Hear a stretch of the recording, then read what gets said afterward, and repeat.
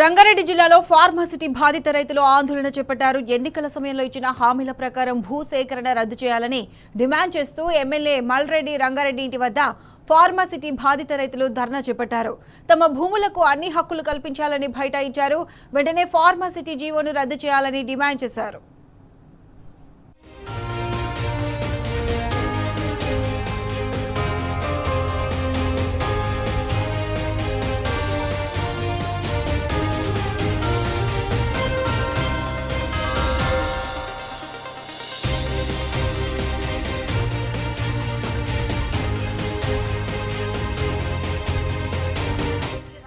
రద్దు చేస్తలేడు. ఫార్మసీటీ ఆన్లైన్ ఎక్కిస్తలేడు. రైతు బంద్ వేస్తలేడు. Register open చేస్తలేడు. ఇవాళ 2 ఎకరాలు అమ్ముకుందామంటే మాకు ఏడ ఛాన్స్ లేదు. ఇవాళ నేను 3 ఎకరాల కడీలు తోట పెట్టిన పేపర్లు పంట తీస్తామంటే లేదు. లోన్లు ఇస్తలేడు.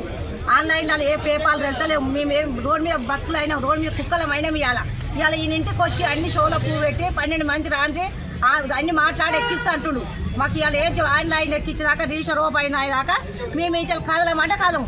కోదండ రెడ్డి అంటే 3 ఏళ్ళు తిరిగినా మేము ఎక్కించుకోపోయిండు, దించిండు, రద్దు మీటింగులు పెట్టిండు. ఇవాళ మా కంటికి గాని వస్తలేడు కోదండ రెడ్డి. మాది 4 ఊర్లు మాకు ఆన్లైన్ ఎక్కిస్తలేరు. మల్రెడ్డి రంగారెడ్డి, కోదండరెడ్డి, మరి నిరంజన్ రెడ్డి, కోమటిరెడ్డి, వెంకటరెడ్డి వీళ్ళందరూ మా వెంక తిరిగిండ్రు.